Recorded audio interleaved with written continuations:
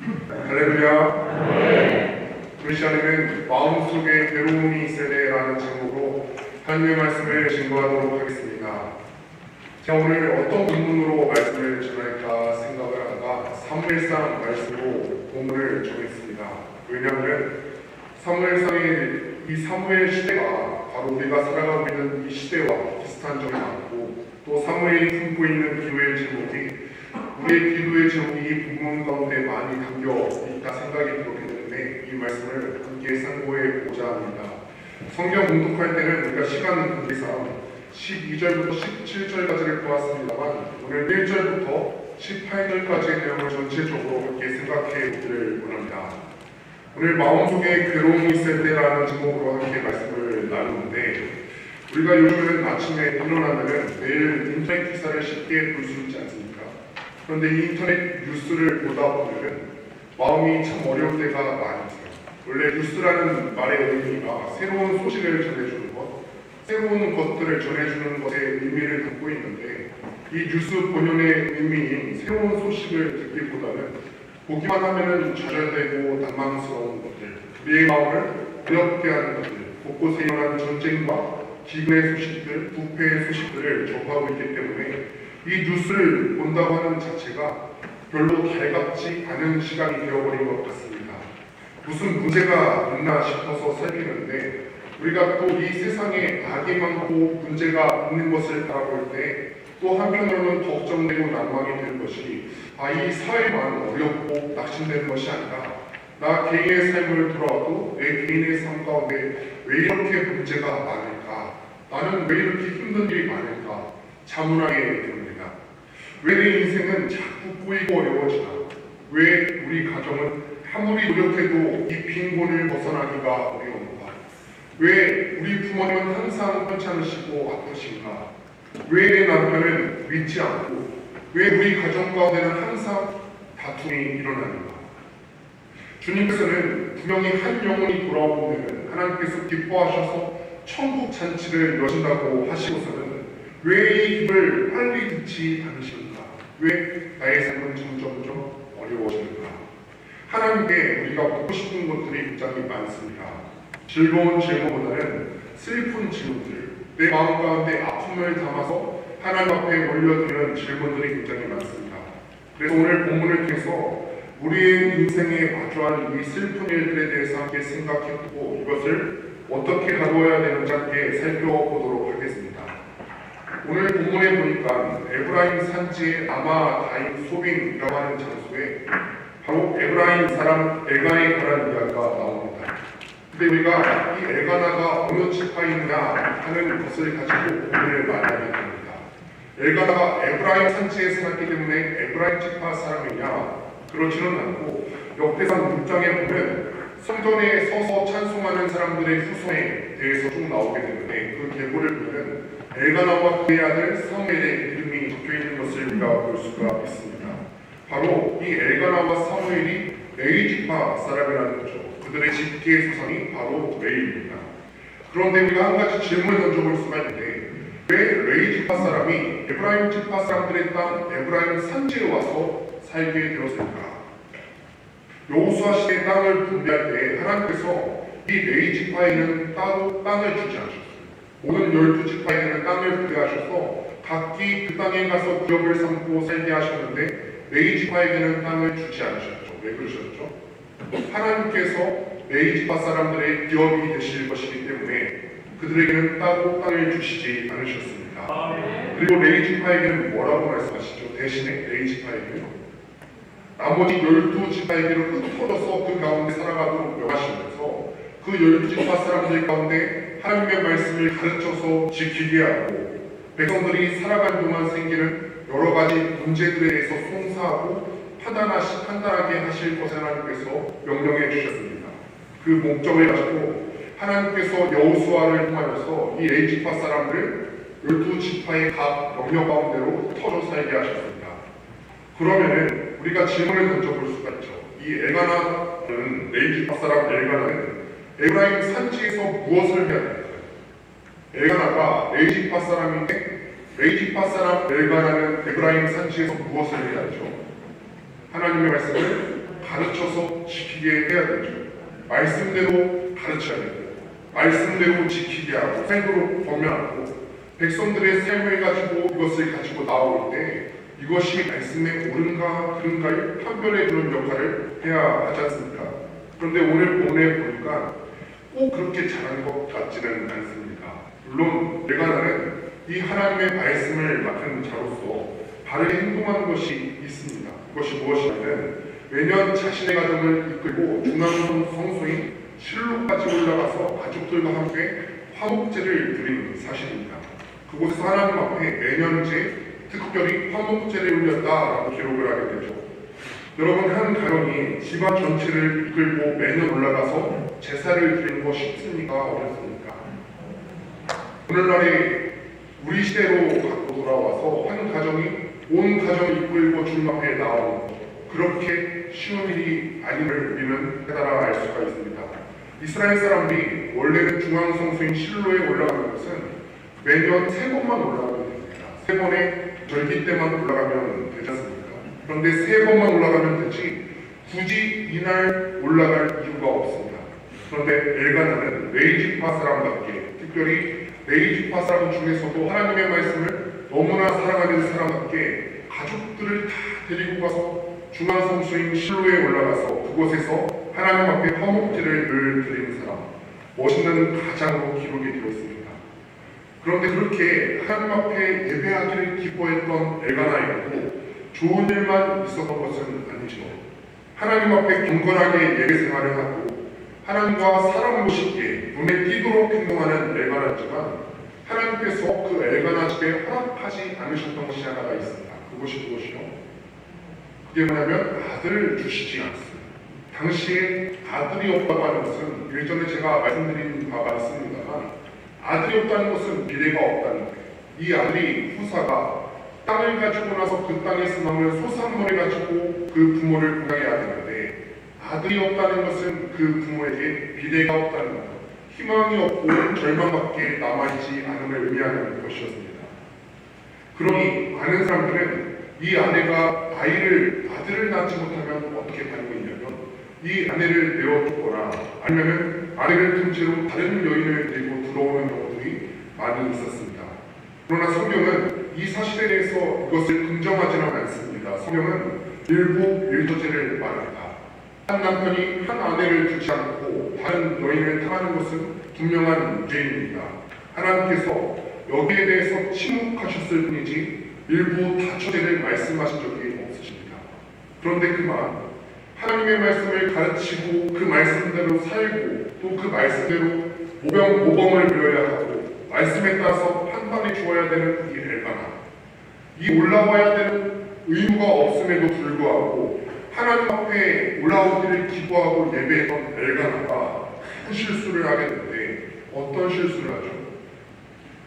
나도 아들이 없는데 이 세상 사람들처럼 다른 사람 하나 데리고 들어와서 아들을 낳아야 되겠다. 내가 아들이 없는 이 상황은 너무나 절망적인 상황인데 다른 여인을 데리고 들어와서 아들을 하나 가져야 되겠다. 자신의 직분을 이탈해버렸어요. 엘가나는 말씀대로 가르쳐야 되는 레위 지파입니다. 그런데 아들이 없어서 고통하고 갈등하다가 나는 어떤 방식으로라든지 아들 하나를 얻어야겠어. 이 레위 지파의 자리를 이탈해서 그만 한 여인을 데리고 들어왔다는 것입니다. 옳지 않습니다. 옳지 않은 일이에요. 그런데 저는 이 사람을 그렇게 쉽게 정죄하고 싶지는 않습니다. 왜냐하면 이 사람의 처한 상황을 한번 생각해 보시면 아들이 없다는 게 이 시대로 갖고 들어왔을 때는 그렇게 낭만적인 상황이 아니거든요. 미래가 없습니다. 자식이 없는 사람들도 다 그렇게 살아요. 나만 그런 게 아니라 다른 사람들도 다 그렇게 사는데 나 하나 그렇게 더한다고 해서 무엇이 그렇게 큰 잘못이었겠습니까? 그런데 여러분, 이 다른 여인 한 명 데리고 들어왔다는 게 잘못되지 않았다는 게 아니라 그의 마음속에 있었던 고통과 두려움이 얼마나 심했겠느냐 하는 것입니다. 그런데 우리가 생각할 수가 있죠. 그래도 레위 지파 사람인데 그 기도하던 중에 조금만 더 기도하면 될 것을, 그 예배하던 중에 조금만 더 하나님 앞에 마음을 담아서 예배하면 될 것을 그만 군인나라고 한 여인을 데리고 오게 됩니다. 이게 가장 멋진 가장 신실하고 경건한 가장의 실패입니다. 우리는 이 사람들로 이렇게 얘기해 볼 수 있겠죠. 기도하던 중에 조금만 더 기도하면 좋았을 것을. 두려워하지 말고 하나님 앞에 조금 더 엎드리지 그랬어. 그런데 사실은 우리가 이 성경 본문에 나온 남의 얘기니까 그렇지, 이것이 내 얘기라면 이 말이 쉽게 나올 수 있습니다. 내 얘기라면. 그리고 올라갔는데 성경에서는 아주 재미있는 만남을 기록을 하게 됩니다. 본문 3절을 함께 보도록 하겠습니다. 함께 읽습니다. 시작.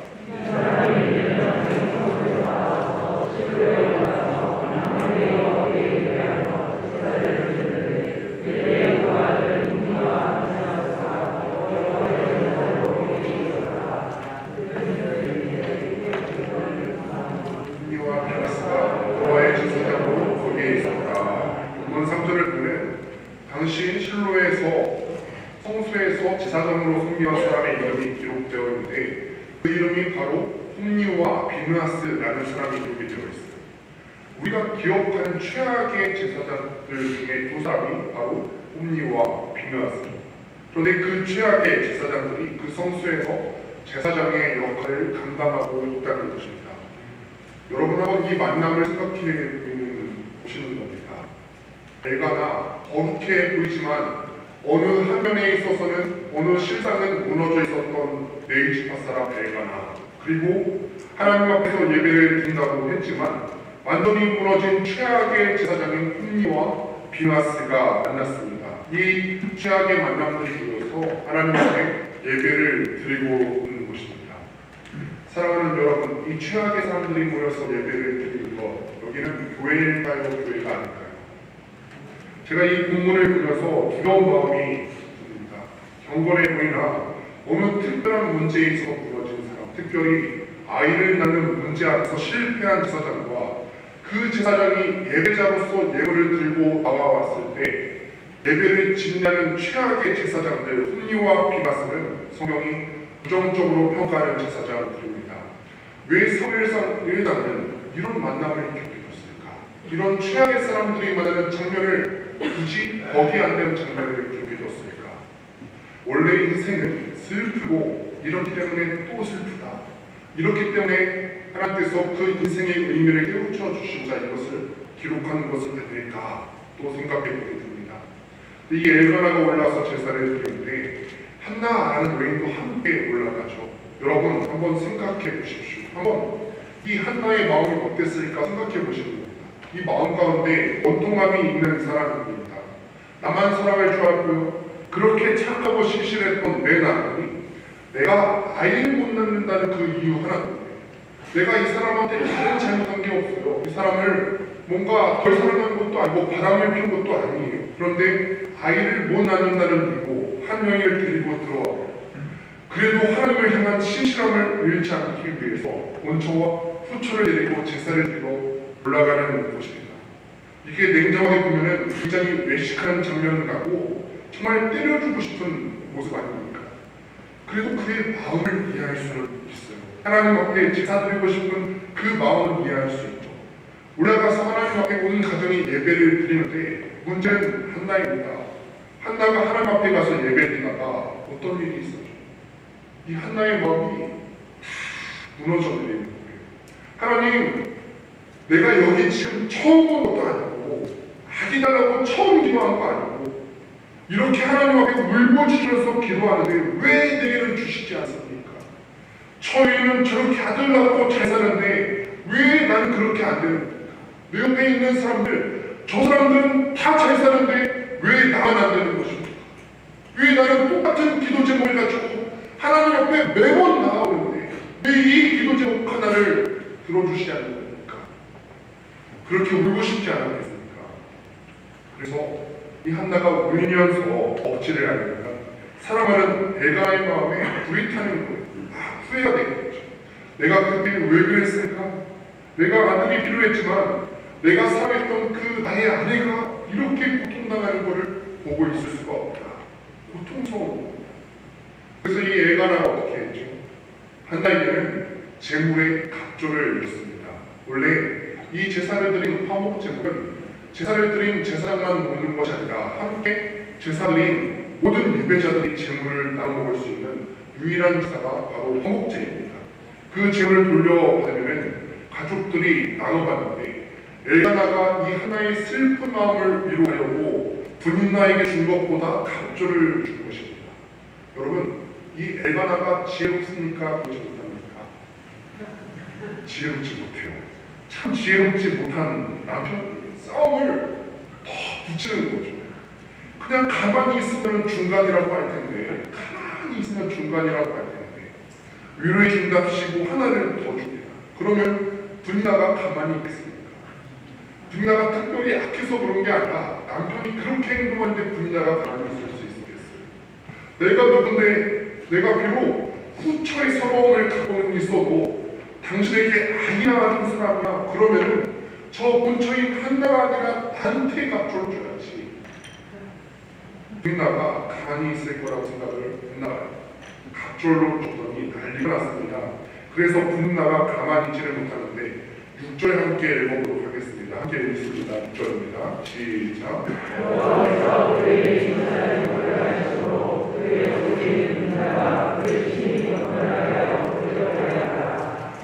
6절 말씀을 보게 되면 분인나에 대해서 설명하기를 적수인 분이다라고 설명합니다. 적수라는 뜻이 원수라는 뜻이죠. 원수.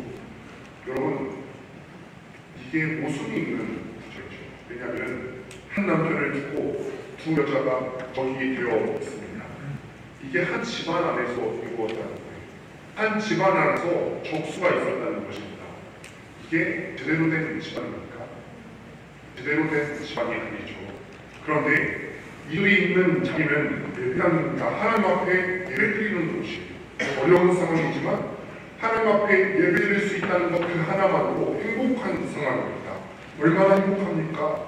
내가 비록 어려울 수 있지만 그래도 하나님 앞에 기도할 수 있다는 것, 그래도 하나님 앞에 예배할 수 있다는 것, 그래도 하나님 앞에 나올 수 있다는 것, 참 행복한 것이죠. 그런데 이 행복한 때에 분인나가 격동을 합니다. 적수 분인나가 한나에 격동하게 했다고 하는데 우리가 어떻게 격동했는지 자세하게 기록이 되어 있지는 않습니다만 생각해 볼 수는 있죠.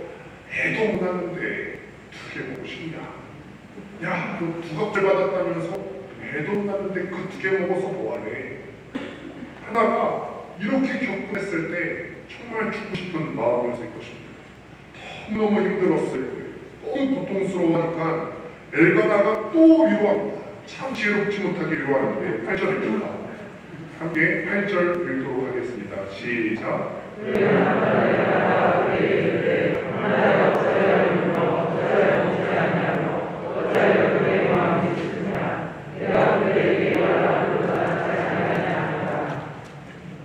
여러분, 한나의 마음이 이게 위로가 됐을까요? 안 됐을까요?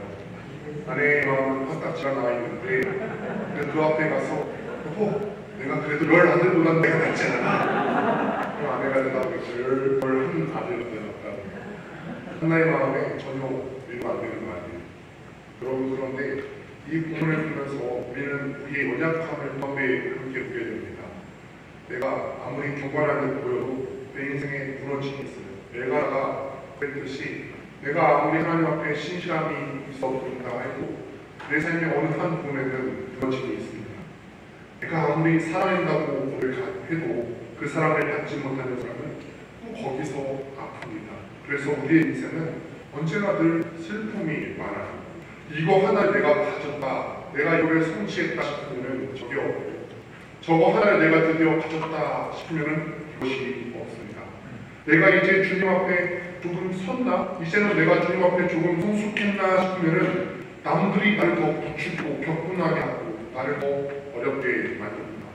그래서 우리가 교회를 다닌다고 해도 교회 다니는 사람들의 모든 사람들의 마음에는 다 마음 한구석에 멍이 들어있습니다. 한나가 어려운 시간을 보내고 다 먹고 일어나서 가야 되는데 한나가 안 가는 겁니다. 먹고 가야 하는데 다시 기도하러 들어갑니다. 10절에 보니까 통곡했다고 기록을 하죠. 한나가 마음이 괴로워서 여호와께 기도하고 통곡하며. 여러분, 이 한나의 마음을 여러분들 이해하실 수 있으시죠? 제가 친구 중에 한 명이 결혼을 했는데 결혼한 지 오래가 되고도 자녀가 없어요. 자수소식을 주고받는데 이 친구가 먼저 묻지 않으면 저도 제 자식 얘기를 할 수가 없는 거예요. 미안해서. 얼마 전에는 친구가 마음이 어렵다 그래요. 그래서 왜 그러냐 하더니 이 자기가 자식이 없다 보니까 옆에 사람이 아이를 낳으면 진심으로 축하해주고 그래야 되는데 아이가 없는 본인 상황이 너무 비교되어서 마냥 그럴 수만은 없다고 합니다. 여러분, 이게 우리의 인생이 아닐까요? 아프고 힘들고 주님 앞에 나아가고 가면은 뭐라고 딱히 고백할 말도 없고 그냥 주여 라고 통곡할 것밖에 없는 게 우리의 인생이죠. 그런데 이런 슬픈 인생 가운데서 한나가 위대한 인물은 바로 여기에 있습니다. 그런데 말씀 본문을 보면 한나가 이런 상황 가운데서도 매년 올라갔다, 매년 하나님 앞에 예배를 드리러 올라갔다, 매년 기도하러 올라갔다 되어 있지 않습니까? 매년 올라갈 때마다 하나님 앞에 매번 울었을 거 아니에요. 하나님 앞에서 매번 울었을 거예요. 이 한나의 마음 가운데 안 가고 싶었을 수도 있어요. 여러분, 그런데 이 화목제물을 먹으면서 하나님 앞에 모든 가족들이 다 화목해야 하는데 그날 사랑해야 하는데 한나가 이 사랑이 아니니까 그 한나의 마음이 얼마나 괴로웠겠습니까? 그러니 또 하나님 앞에 통곡하잖아요. 그런데도 포기하지 않고 이 하나가 매년 올라갔다는 거예요. 여러분, 우리가 신앙생활을 하다가 하는 어려움을 당합니다. 그러나 우리가 이 한나의 이야기를 듣고 본받아야 되는 것이 그 어려움에도 포기하지 않고 또 기도하러 올라와서 하나님께서 주시는 새 힘을 힘입으시기를 바랍니다. 아무리 어려워도 왜 우리 가정만, 왜 우리 교회만, 왜 나의 삶은 매번 이 똑같은 기도 제목으로 기도하는데도 들어주시지 않는가?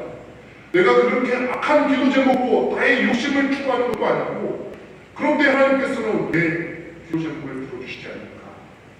부정적인 생각이 들더라도 그때 매번 하나님 앞에 엎드리실 수 있게 되기를 바랍니다. 너무 고통스럽고 힘들어서 우리가 하나님 앞에 나오면 딱히 말로 기도 안 나오고 통곡할 수밖에 없어도 주님 앞에 엎드리시기를 바랍니다. 그런 가중에 하나님께서 또 들어주시지 않겠습니다. 그런데 오늘 본문을 계속해서 보다 보면 너무너무 절망스러운 표현이 하나 나오게 되는데 5절 말씀을 함께 읽어보겠습니다. 5절 함께 읽습니다. 시작.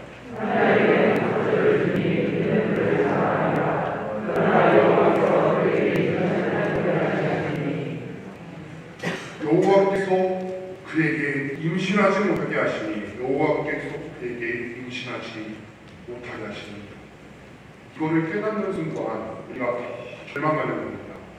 내가 아무리 기도해도 하나님께서 듣지 않으셨는데 그 응답이 없었던 이유가 뭐라고요? 여호와께서 그에게 임신하지 못하게 하시니 그 이유가 하나님이 그의 태의 문을 닫으셨기 때문이라는 거예요. 그냥 한 여인이 그 여인의 몸이 연약했기 때문에 그런 것이 아니라 하나님이 닫으셨기 때문에 이 구절을 읽을 때 우리가 얼마나 마음이 아프고 힘듭니까? 어쩌면은 하나님께 배신감이 느껴지지 않았을까? 그럴 거면 기도하고 올라오라고 하지 마시지. 그냥 내 마음을 그 기도 제목 놓고 기도하는 거 포기하게 하시지. 그런데 아니에요. 그래도 우리는 기도하고 올라가야 돼요. 왜 하나님이 이렇게 행하시는지 우리는 모르죠. 우리는 하나님께서 왜 나의 태의 문을 닫으셨는지, 왜 내가 이 기도 제목으로 계속 기도하는데 응답하지 않으시는지 우리는 모르죠. 특별히 경건한 사람, 기도하는 사람에게 왜 이런 고통을 주시는지 우리는 전혀 모릅니다. 그런데 우리가 하나는 알아요. 하나님이 경건한 자에게, 신실한 자에게 고통을 주실 때는 반드시 이유가 있다는 거예요. 나를 책망하시기 위해서 그런 것이 아니라 나를 일부러 벌 주시기 위해서 뭘 좋다, 벌 주시기 위해서 그런 게 아니라 하나님의 능력이 모자라서 우리가 기도하는 제목에 응답하지 못하시는 것이 아니라 기도하는 그 사람의 고통스러운 기도, 끊임없는 기도를 통해서 하나님이 이루실 일이 있을 거라는 사실을 알고 믿고 포기하지 않고 또다시 기도하러 올라가야 한다는 얘기입니다. 우리는 오늘 그 마음으로 하나님 앞에 예배하러 나오시고 기도하러 나오신 줄로 믿습니다. 오늘 본문을 묵상하는데 문득 그런 생각이 들었어요. 이거를 우리 삶 가운데 가지고 들어와서 우리 성도님들 가운데 남편이나 아내가 안 믿거나 좀 더 확대하면 부모님이나 아이가 안 믿는 가정이 있죠. 얼마나 마음이 힘들까. 교회 올 때 가정이 남편이 또 아내가 가족들이 서로 예쁘게 들어오는 모습 보면은 좋아 보이기도 하겠죠. 근데 좋아 보이기도 하는데 내 가족 식구 중에 그 모습을 이룰 수 없는 성도들이 보면은 저 가족들이 들어오는 모습이 또 얼마나 아프게 보일까, 얼마나 마음이 무거울까. 예전에 한 청년이 저한테 그런 적이 있어요. 예전에 사역했던 교회 청년이 이런 말을 해요. 결혼한 지 얼마 안 되어서 아직까지 남편이 믿지를 않는데 그 청년이 저한테 이렇게 얘기하는 거예요. 목사님, 멀리서 교회 다니는 거는 괜찮아요. 그 청년이 굉장히 멀리서 교회를 다녔는데 멀리서 교회 다니는 건 괜찮은데 혼자 다니는 게 힘들어요. 혼자 다니는 게. 남편하고 같이 와서 교회를 다니고 싶은데 그렇지 못해서 마음이 너무 슬프다는 거예요. 이제 막 결혼한 청년도 남편과 함께 신앙생활을 하지 못해서 슬픈데 그보다 훨씬 더 오래 가족과를 놓고 기도하는 성도님들의 마음은 어떡하겠습니까? 여러분, 이게 우리가 인생에서 겪는 슬픔의 이유 중에 하나죠. 그런데 여러분이 하나가 또 한 가지 슬픈 일을 만납니다. 통곡하면서 기도하고 있는데 그 모습을 지그시 쳐다보고 있는 사람이 한 분 있죠. 그게 누구죠? 은퇴 제사장이 한 분 계십니다. 엘리입니다. 엘리가 한참을 보는데 이분 대삭거리는데 무슨 소리인지 몰라서 술 취한 줄로 생각합니다. 이 엘리 제사장이요, 이때가 하나님의 말씀이 사람들에게 보이지 않는 시대입니다. 그래서 이후에 사무엘 기사를 봐서 알겠지만 사무엘은 그 어린 사무엘은 하나님의 이상을 보는데 제사장인 엘리는 그 하나님의 말씀을 듣지도 못하는 시대, 그때가 바로 사무엘서의 시대입니다. 이 영안이 어두운 제사장 엘리 제사장이 이 한나를 보았을 때 분별하지 못해서 이렇게 얘기하는 겁니다. 네가 술에 취했구나. 제사장의 아내인데 너 레지파 사람의 아내인데 똑바로 행동해야지. 또 언제까지 그렇게 술에 취해 있었네. 말도 안 되는 소리를 들은 거죠. 저 제사장이 우리 가정에 아이가 없다는 사실을 먼저 아실 텐데 어떻게 저렇게 특별도 못하고 저런 말을 할 수가 있는가. 이 한나의 마음이 얼마나 마음이 아팠겠습니까. 우리가 힘든 일이 있을 때 누가 우리의 마음을 알아주면 참 좋지 않아요. 한 명이라도 나의 마음을 온전히 다 알아주는 사람이 있었으면 정말 좋지 않겠습니까. 특별히 교회에 와서 교역자들에게 담임 목사님께 털어놓고 위로하고 기도하면 얼마나 힘이 됩니까. 그런데 누구보다도 내 마음을 잘 알아주어야 되는 제사장이 나를 오해하는, 또 술 취하지 말라고 했잖아. 왜 술에 취했어? 내 마음을 알아주지 못하니까 또 얼마나 힘들겠어. 그런데 이 여인이 뭐라고 하니까 16절 말씀을 같이 읽어보겠습니다. 함께 읽습니다. 시작.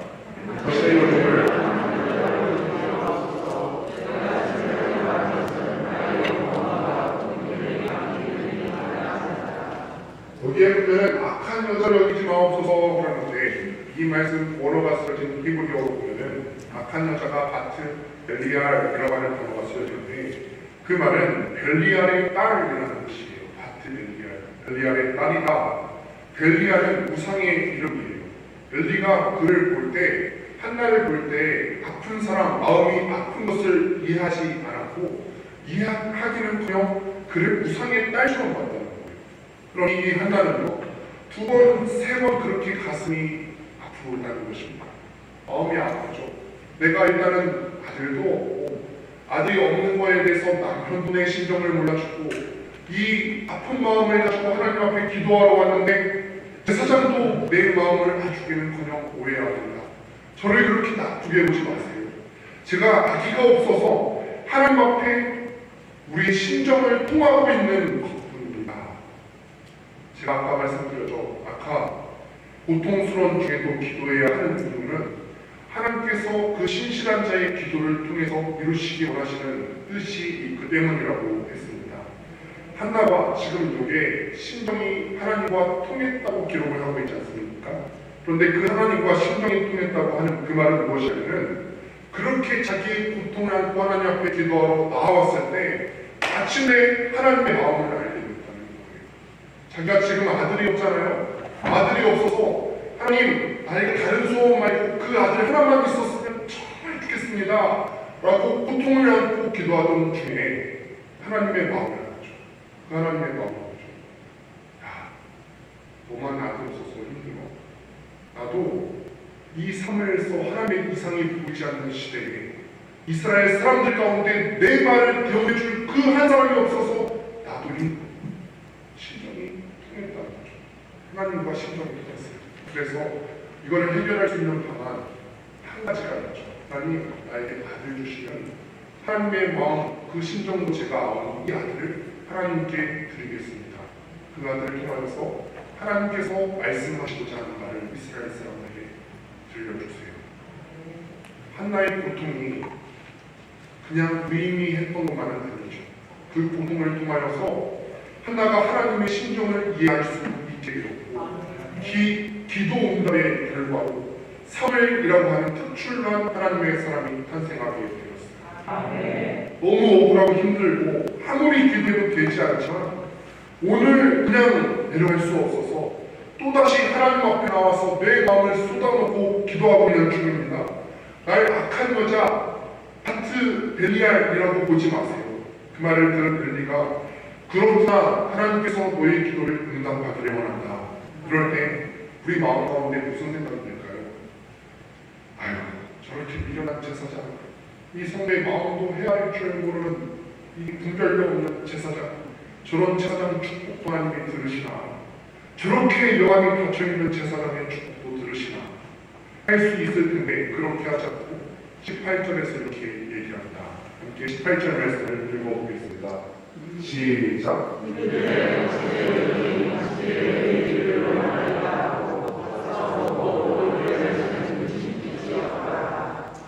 저희 부모를 보는데 마음이 슬프고 참 아픕니다. 얼마나 이 한나가 간절했으면 이 부족한 엘리 제사장의 축복도 하네로 받았을까. 사랑하는 여러분, 말씀을 마무리합니다. 오늘 이 자리에 나온 우리 모두에게는 인생의 아픔이 다 있어요. 사람이 삶을 살아가면서 고통이 없는 사람이 없죠. 그 고통 가운데서 전도도 포기하고 싶고 또 기도도 포기하고 싶은 상황이 있습니다. 내가 아무리 기도해도 우리 가정의 빈곤이 해결되지를 않습니다. 내가 아무리 자녀를 위해서 기도해도 그 자녀의 문제가 해결되지 않고 내 가정의 문제가 해결되지 않습니다. 나도 남들처럼 마음껏 섬기고 싶은데 돈도 없고 마음껏 섬기고 싶을만 건강도 허락이 되지 않아요. 나도 남들처럼 남편, 아들, 딸 다 데리고 나와서 예배드리고 싶은데 갈수록 남편이 박해를 합니다. 나도 우리 아이들 데리고 나와서 육아세례 주고 싶고 그런데 아이가 생기지 않습니다. 조금 헌신하려고 하는데 부모님이 편찮으셔서 돈이 너무너무 많이 들어요. 마음에 피멍이 드는 거죠. 있을 때에도 우리가 끊임없이 우리 인생 가운데 슬픔이 있을 때라고 그 기도의 제목을 가지고 매년 나왔던 그날처럼 우리도 쏟아놓고 기도하셔서 하나님이 주시는 새 힘으로 다시 시작할 수 있는 이번 한 주 되시기를 주님의 이름으로 축원드립니다.